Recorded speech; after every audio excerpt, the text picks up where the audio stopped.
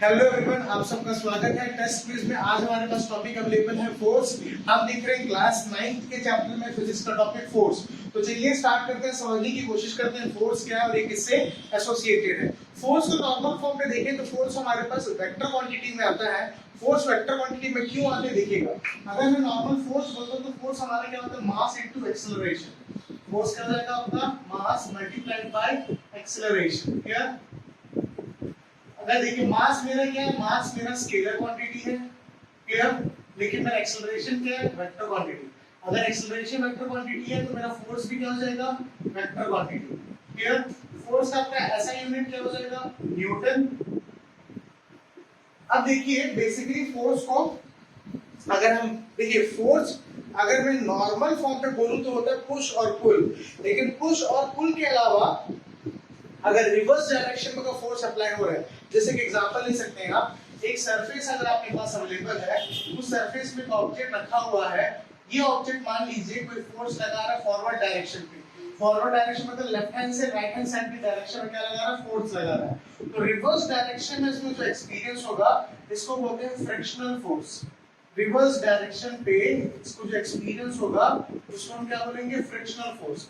जो frictional force होगा वो ऑब्जेक्ट के कांटेक्ट में होगा और इस सरफेस के बॉटम पे होगा। फ्रिक्शनल फोर्स कैसा होगा, इस ऑब्जेक्ट के कांटेक्ट में और सरफेस के बॉटम पे। इसको हम डिटेल में पढ़ेंगे कि फ्रिक्शनल फोर्स क्या होता है। फ्रिक्शनल फोर्स को कितने डिफरेंट कैटेगरीज में डिवाइड किया गया है, जैसे कि आपके पास रोलिंग फ्रिक्शनल फोर्स होता है, आपके पास स्लाइडिंग फ्रिक्शनल फोर्स होता है और एक आपके पास होता है स्टैटिक फ्रिक्शनल फोर्स। तो हम तीनों को डिटेल में देखेंगे कि क्या है। आपको आज समझ में फोर्स है। फोर्स को नॉर्मल कह सकते हैं पुश या पुल। इसका फोर्स का एक फॉर्मूला होता है जिसका हम बोलते हैं मास इनटू एक्सेलरेशन। मास आपके पास क्या स्केलर क्वांटिटी है, एक्सेलरेशन आपके पास क्या वेक्टर क्वांटिटी है और फोर्स का ऐसा यूनिट क्या हो जाएगा, न्यूटन। फोर्स को किससे रिप्रेजेंट करेंगे, हम रिप्रेजेंट करते हैं एफ वेक्टर से, equal to mass dot a vector. ऐसे क्यों रिप्रेजेंट करते हैं, क्योंकि देखिए जो वेक्टर क्वांटिटी होती है आपकी, तो वेक्टर क्वांटिटी में हमेशा ऊपर एरो लिखा ही जाता है। मास आपका स्केलर इसलिए इसके ऊपर एरो नहीं है, ये आपका वेक्टर है यानी कि एक्सेलरेशन, इसलिए इसके ऊपर क्या बना हुआ, एरो बना हुआ है, क्लियर। और इसके ऐसा यूनिट हमें देख चुके हैं क्या है, न्यूटन। अब हम देखते हैं कि एग्जैक्टली मास क्या होता है और वेट क्या होता है। हमें बहुत एकदम सिमिलैरिटी लगता है, सर ये तो वेट है, सर ये तो मास है। जैसे मैं एग्जांपल मानता हूं, एक इंसान का वेट है, हम बोलते हैं कि 60 किलोग्राम। तो एक इंसान का वेट कभी भी 60 किलोग्राम नहीं होता है। वो कितना होता है डिपेंड ये करता है कि उसका वो फोर्स है। वेट हमेशा याद रखिएगा, वेट किस में आता है, फोर्स में आता है। तो हम इसको देखिए डिफरेंशिएट करके देखते हैं इसका डिफरेंशिएट क्या है। किसका डिफरेंशिएट क्या है, मास और वेट का, क्लियर। तो चलिए देखते हैं मास क्या है और वेट क्या है और दोनों में डिफरेंस क्या है। तो सबसे पहले आप ये देखिए, अगर हम स्टार्ट करते हैं, क्लियर। तो चलिए हम सबसे पहले स्टार्ट करते हैं मास और वेट के डिफरेंस से। तो देखिए जो मास होता है आपके पास जो अवेलेबल है, मास का ऐसा यूनिट होता है आपका किलोग्राम। मास कैसा यूनिट क्या है आपका, किलोग्राम। लेकिन जो वेट है आपका, वेट का जो ऐसा यूनिट होता है वो होता है न्यूटन। क्यों न्यूटन होता है समझने की कोशिश कीजिए। वेट कैसा यूनिट क्यों न्यूटन होता है, जैसे मान लीजिए आपके पास एक ऑब्जेक्ट अवेलेबल है और ये डाउनवर्ड इसमें जो, जैसे मान लीजिए ये हवा पे रखा हो, ये आपको ग्राउंड सरफेस है, एक पर्टिकुलर हाइट से इसको रिलीज किया गया है। मान लीजिए हाइट आपके पास h है, यहां से डाउनवर्ड की तरफ फॉल हो रहा है। क्यों फॉल हो रहा है, क्योंकि एक्सेलरेशन ड्यू टू ग्रेविटी के कारण। ये क्यों नीचे की तरफ आ रहा है, मान लीजिए एक्सेलरेशन ड्यू टू ग्रेविटी के कारण ये डाउनवर्ड फॉल हो रहा है। अगर ये डाउनवर्ड फॉल हो रहा है तो इसके नीचे जो ये अप्लाई होगा वो g होगा, लेकिन उसको हम क्या लिखेंगे, mg। mg कहने का मतलब क्या होता है, mg कहने का मतलब है इसका जो भी मास होगा 50 किलोग्राम, 40 किलोग्राम, 30 किलोग्राम, मल्टीप्लाई हो जाएगा एक्सेलरेशन ड्यू टू ग्रेविटी की वैल्यू से और वो बन जाएगा उसका वेट। वो क्या बन जाएगा, उसका वेट, क्लियर। आप हमेशा रखिएगा, मेरे कहने का मतलब है वेट कभी भी आप किलोग्राम में नहीं बोलेंगे। हम अपनी बोलचाल की भाषा में या डेली लैंग्वेज में बोलते हैं कि सब्जेक्ट का वेट कितना, वो वेट नहीं है, वो मास है। मास है किसमें आएगा, किलोग्राम में आएगा। जैसे कि मास कहने का मतलब एक फिजिकल क्वांटिटी, एक ऑब्जेक्ट फिजिकली कितने स्पेस को ऑक्यूपाई करता है और ऑक्यूपाई करने के बाद वो कितने एरिया को ऑक्यूपाई किया, जिसके कारण जो उसका जो प्रेशर जो डाउनवर्ड लग रहा है वही क्या हो जाएगा आपका मास। लेकिन जब आप मास और एक्सेलरेशन ड्यू टू ग्रेविटी को मल्टीप्लाई करोगे तो उससे निकलेगा आपका वेट, क्लियर। अब आप देखिए सबसे इंपॉर्टेंट, मास आपका क्या हो जाएगा, स्केलर क्वांटिटी। मास कौन सी क्वांटिटी हो जाएगी आपकी, स्केलर क्वांटिटी, लेकिन आपकी वेट कौन सी क्वांटिटी हो जाएगी? वेट हो जाएगी आपकी वेक्टर क्वांटिटी। वेट की वेक्टर क्वांटिटी है क्योंकि देखिए यहाँ पर मैं डायरेक्शन बता रहा हूँ मैं आपको कि ये डाउनवर्ड डायरेक्शन में आ रहा है। डाउनवर्ड डायरेक्शन में आ रहा है कहने का क्या मतलब हो गया, मैं इसको एक पर्टिकुलर डायरेक्शन दिखा रहा हूँ कि ये इस डायरेक्शन से इस डायरेक्शन पे जा रहा है, इसलिए वेट मेरा क्या हो जाएगा? Vector quantity. क्लियर? अब हम देखते हैं नेक्स्ट टॉपिक हमारे पास अवेलेबल होगा फ्रिक्शन और फ्रिक्शन के डिफरेंट टाइप्स। तो देखिए चलिए स्टार्ट करते हैं फ्रिक्शन और फ्रिक्शन के डिफरेंट टाइप्स। फ्रिक्शन आपको आया समझ में कि हम फ्रिक्शन किसको बोलते हैं?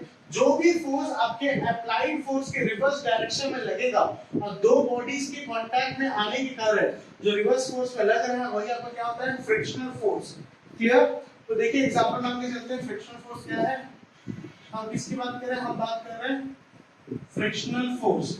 फ्रिक्शनल फोर्स कहने का मतलब सीधा सीधा क्या हुआ, एक ऑब्जेक्ट आपके पास अवेलेबल है, एक ऑब्जेक्ट पे आप फोर्स अप्लाई कर रहे हो फॉरवर्ड डायरेक्शन पे, मान लीजिए 5 न्यूटन का फोर्स अप्लाई हुआ है, ऑब्जेक्ट इस सरफेस के ऊपर रखा हुआ है, इस सरफेस के ऊपर रखे होने के कारण ये आगे फोर्स इसको अप्लाई किया जा रहा है, लेकिन जो फ्रिक्शनल फोर्स है वो इसके ऑब्जेक्ट के बेस और इस ग्राउंड फ्लोर पे जो रिवर्स डायरेक्शन में इस अप्लाइड फोर्स के रिवर्स डायरेक्शन में जो एक्सपीरियंस कर रहा है वही क्या है? आपका फ्रिक्शनल फोर्स है। अब आप देखते हैं कि फ्रिक्शनल फोर्स के कितने डिफरेंट टाइप्स हैं, कितने डिफरेंट कैटेगरीज हैं।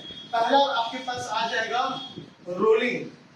पहला आपके पास आ जाएगा रोलिंग फ्रिक्शनल फोर्स। पहला आपके पास आ जाएगा रोलिंग फ्रिक्शनल फोर्स। सेकंड आपके पास आ जाएगा स्लाइडिंग फ्रिक्शनल फोर्स। पहला आपके पास आ जाएगा रोलिंग फ्रिक्शनल फोर्स और सेकंड आपके पास आ जाएगा स्लाइडिंग फ्रिक्शनल फोर्स। क्लियर? अब आप ये देखिए दोनों में डिफरेंस क्या होता है रोलिंग फ्रिक्शनल फोर्स और स्लाइडिंग फ्रिक्शनल फोर्स में। रोलिंग फ्रिक्शनल फोर्स किसको बोलेंगे आप? रोलिंग के लिए सबसे इंपॉर्टेंट जरूरी है कि ऑब्जेक्ट का सर्कुलर या थ्री डायमेंशन में बात करें तो स्फेरिकल शेप में होना बहुत जरूरी है। जैसे रोलिंग का कई सारे एग्जांपल, जैसे मान लीजिए आपके पास एक स्लोप अवेलेबल है, ये आपके पास स्लोप अवेलेबल है, इस स्लोप में आपने क्या प्लेस किया? एक ऑब्जेक्ट को प्लेस किया जो एक सर्कुलर फॉर्म पे अवेलेबल है, वो सर्कुलर ऑब्जेक्ट जब नीचे आएगा ये स्लाइड नहीं हो रहा है, ये क्या हो रहा है? रोल हो रहा है। रोल हो रहा है कहने का मतलब उसका उस ऑब्जेक्ट का हर पॉइंट, एक जो सर्कुलर ऑब्जेक्ट का हर पॉइंट जैसे वो नीचे बढ़ेगा तो कांटेक्ट में, किसके कांटेक्ट में आएगा? इस पर्टिकुलर सरफेस के कांटेक्ट में आएगा। तो ये कौन सा हो जाएगा? ये हो जाएगा आपका रोलिंग फोर्स। क्लियर? और स्लाइडिंग फोर्स के लिए इंपॉर्टेंट क्या है? स्लाइडिंग के लिए सबसे ज्यादा इंपॉर्टेंट क्या हम प्रायोरिटी उसको दे सकते हैं जो ऑब्जेक्ट आपका एक यूनिफॉर्म साइज का हो और यूनिफॉर्म साइज के साथ साथ वो क्या हो आपका एक प्रॉपर ट्रायंगुलर या बोल सकते हैं रेक्टेंगुलर या स्क्वायर के शेप में हो, ताकि उसका बेस पूरा का पूरा कांटेक्ट इसमें आ जाए ग्राउंड सरफेस में। अब जैसे ही मैं इसको फोर्स अप्लाई करूंगा तो ये जो मूव होगा इसके साथ तो कैसा होगा? वो स्लाइडिंग होगा।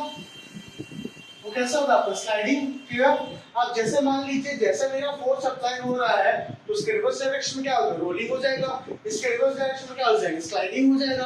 क्लियर? और हमने क्या देखा था? हमने देखा है रोलिंग फ्रिक्शनल फोर्स और दूसरा हो गया स्लाइडिंग और तीसरा हमारे पास आ जाएगा स्टैटिक। तीसरा हमारे पास क्या आ जाएगा? स्टैटिक। स्टैटिक मतलब होता है कांस्टेंट। स्टैटिक कांस्टेंट कहने का मतलब जैसे मान लीजिए मैं इस दीवार को पुश करने की कोशिश कर रहा हूं, कितना भी पुश करो ये तो मूव नहीं होगा। अगर ये मूव नहीं हो रहा मतलब इसका फोर्स क्या? स्टैटिक। स्टैटिक कहने का मतलब है कांस्टेंट, इसमें कोई भी मोशन अवेलेबल नहीं है और ये कैसे भी मूवमेंट को गेन नहीं कर सकता है। आपको आया समझ में? हमने क्या पढ़ा?